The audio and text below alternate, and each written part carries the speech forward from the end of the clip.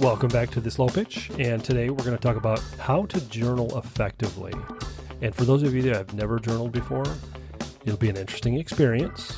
For those of you that think that journaling is not for you, I hate to say it, but you're actually missing out. Let's get started. You're listening to the Slow Pitch Podcast, a podcast about selling less and closing more.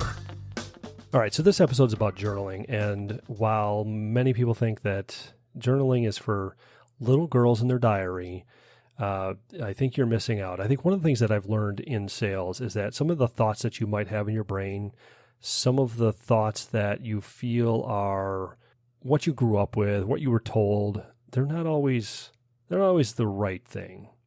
And this is one of those things. Believe it or not, journaling can make a huge, huge difference. When I started in sales, I thought it was dumb to journal, and I was like, I can't do this.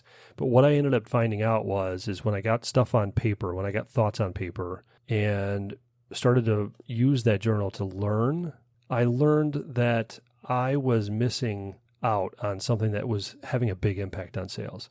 Let's kind of talk through what I mean by journaling. There's a couple ways to journal. One way is just good old-fashioned pen and paper, right? And you can just write out stream of conscious thought, and just let it come out. And we'll get into the subjects here, what you're going to journal about, but you can do it with paper and pencil. The other way to do it is you could do it on a computer or an iPad where you're typing it all in, and that's all good too. There's some school of thoughts out there that say if you write your journal with your hand, with paper and pencil, pen, whatever, it's much more effective. But when I did it, I was doing it via the keyboard on a computer and sometimes on an iPad. And those I felt were just as effective as the ones that I hand wrote out. But everybody's a little different. And then finally, the third one that I've done and tried, and it actually works really well, is, and particularly for one particular situation, so I'll get into that in a second as well, but is a video journal. And that's going to be a little bit creepy for you probably, because you're like, I'm supposed to record myself doing this. But quite honestly, you'll see why in a minute. So let's get into some of the subject of what you're going to journal about.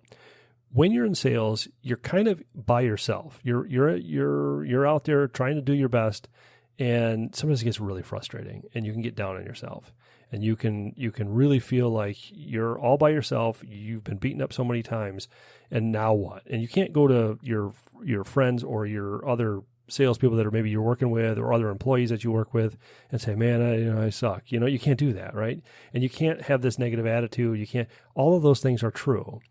So this is an outlet for you to not let anybody know what you're writing about. You can write about whatever you want. And when you do this, it gets it out of your head and on paper. And if you have something very negative happening and you just need to get it out of your head, I have found that it's very interesting to write it all out, to write all the stuff out that you have in your head that's negative, and then pull that paper off the pad, crumple it up, throw it away. And now it's gone. You don't have to worry about it anymore. Now that sounds weird, but it's true. It's something psychological about it is no longer there. It's out of your head. You've put it on paper, and that paper is now in the trash can. There's value in that, whether you like it or not, or whether you believe that or not. Let's talk about some of the things you can write about. So first things first, some people suggest writing twice a day, once in the morning, once in the afternoon. Some people just do it once a day. All these things are kind of flexible for what you feel is important and helpful for you. But if you do it in the morning and the evening, what happens is you can sit down and write, here's my goals for the day. Here's what I'm trying to get accomplished today. I'm thankful. I'm grateful. Those types of things you can talk about, right? So you can, and it doesn't have to be very long. You don't have to have long sentences, but you could basically take it and say, all right, here's the goal that I have for the day, or here's what I'm trying to get done today, or here's where I want my mind to be today. I want my mind to think about this or keep this in mind when I'm going to the next sale. By doing that, I'm kind of conditioning my brain and conditioning my day of what it's going to be like. And then when I get to the end of the day and you pull that back up and you look at it, if you had just very positive things or just like, hopeful things, what may end up happening next is you may end up looking at that list and go, boy, I did everything I thought I was going to get done. And so you could be journaling about, I got everything done that I expected to get done. Or you could say, I got everything except for these two things done. And the reason I didn't get these two things done is because I did X instead. Or I put it off because I didn't feel comfortable doing that.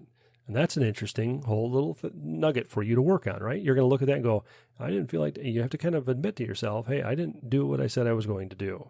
So there's value in that. You can start to work on your own, what did I not get done, and what did I put off, and I have to do it again tomorrow, write it out tomorrow. Now you're running into a situation where you're like, okay, now I got to get this thing done. So there's value in that part too.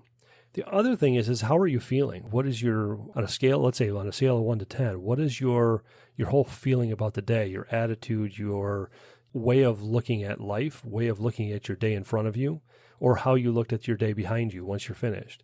All those things you could rank, and you can just literally put in there a number and say, here's where I feel today, here's where I'm at. And if you get done with the day and you say, I am not feeling very high on myself here for my getting things done, maybe I need to think about what I'm working on to get done and how do I break these down into smaller chunks and pieces that actually feel more comfortable. What's stopping me from getting these things done? Is there a mental problem that I'm having here with this? In other words, like I just don't want to lift up that phone because I'm fearing rejection. What's causing these things? Those are the types. So all these things start to do by journaling is it brings it out, it kind of forces you to look at it and say, okay, what can I do to work on that? And if you're not really sure what to do, that's where you can bring up other friends and people that you know in the business and say, how do I work on this? What do I need to do? Or what have you done to fix this type of thing? Those are the simplest things that you can do with a journal. Now let's talk about the video journal piece, because this is where, because the other you can do on paper or on your computer, iPad, however you want to do it. But if you're going to do a video one, what is that? Where's the value in that? So here's what I used to do, and I still do to this day every once in a while when I need it. When it becomes a situation where I feel pretty down on myself, or I feel like nothing is happening, sales aren't closing, life in general in the sales world sucks. I'm really not happy. What I will do is I will get out my phone. I will maybe sometimes I go for a walk. Sometimes I go out to a park or someplace that's quiet, out in the air, if you will, but not in the office, not in the house. And I'll go out and I'll put in my headphones and I will record a little video. And basically I'm going to tell myself, here's what happened today. Here's what I should have done. Or a good example. I had a day where I had 3 people who I thought were going to say yes, all said no. And I felt like, man, there was 3 sales that I lost, and they happened all in the same day. And what kind of a day is that? That sucks. So I got on my video and I said, today really sucked. Here's what I learned. I learned that while I lost these 3 sales, I still got other leads. So there's that. I mean, that's helpful. But what I did learn is that in the first sale, I forgot to ask about their budget. And the second sale, I forgot to ask more about the information about this one piece of pain that they had. And because I didn't dig into that, I probably didn't understand, or they didn't feel like I understood their pain, and I couldn't address that in my written estimate, if you will. And then the third one was one of those that they were just shopping around, and I forgot to ask the question, hey, are you just shopping around for an estimate price? Is that what you're looking for? Because I can just get you something like that pretty rough. I would have never had to worry about it. I thought that was going to close. I didn't realize they were shopping it around. So those are the kinds of things that I've learned, right? So while I'm talking to this video or to the camera, I'm saying, these are the things I forgot. And so here's what I'm going to do tomorrow. Tomorrow, I'm going to review all my leads that I'm working on as of right now. I'm going to look for where I've missed some of these questions. I'm going to look for where I'm missing some pain. And I'm going to look at, hey, is there anybody here who I think is just shopping stuff around? And I might just reach out to a couple of these. If I have 20, 30, 40, 50, whatever the number of leads are, I might reach out to a percentage of them and just ask a few more. Hey, you know what? I forgot to ask this question. Can you help me with this? I feel so stupid by asking this, but I want to make sure that, before we get going too far here, I should be asking this question. And what it does is it gets you re-engaged a little bit, but it also it prevents you from having these types of days in the future. The thing that I've learned with journaling is that everything that I do today will either generate results in the future or will create no results in the future.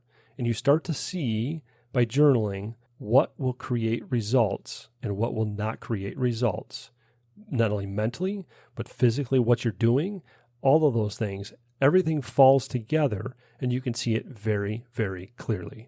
My recommendation, if you're new in sales, is to journal every day without fail, twice a day, once in the morning, once in the evening. And you can set yourself a timer. If you're writing some stuff down and you don't get anywhere after 5 minutes, you're done. That's fine. Just, you've done something. It'll get easier as you go. You'll learn how to do this more, and it'll start to make more sense as you go. The thing that I learned early on is that if you forget to look for the opportunities, the things to journal about, you won't have anything to journal about. So it'll start to prime your brain in the morning, and by the evening, you'll have tons of stuff to write about. Journaling is probably the most powerful tool you have because it will allow you to reflect, see opportunities, but more importantly, see the value of what you're doing today in the long run. I hope that helps everybody. If you've gotten some journal or you've got some journal questions, shoot us a note. I'm happy to answer some of those questions. It's not as difficult as you think it is. Don't make it into something bigger than it really is. Just get it done. Until next time, don't forget, slow down and close more.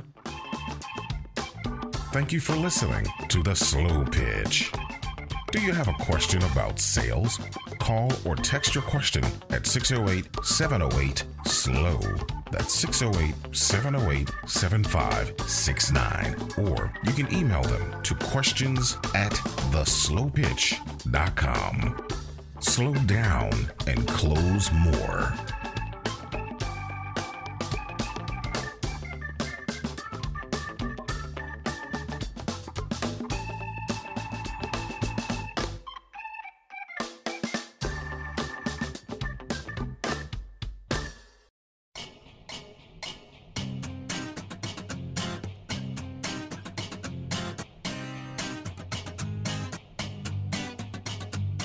Thanks as always for listening today. If you like this podcast, please subscribe and leave us a review. We really appreciate it. Follow us on Twitter, Instagram, and Facebook at The Slow Pitch. We were mixed today, as always, by Johnny Polakis, and we were produced by High Gravity Studios.